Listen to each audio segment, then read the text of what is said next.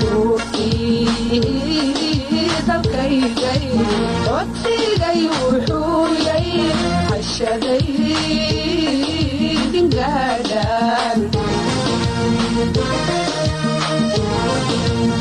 inaad indiga gelisaan caawimaada dadkiiniyo carradaadu dhalateen iyo calaanka kiina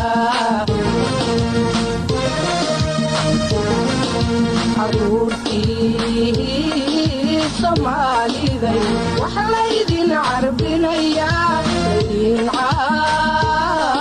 caawinayaa cilmi inaydin barataan oydaan noqon cawaaniyo kuwa diinta caasiya dhaqankana ka carara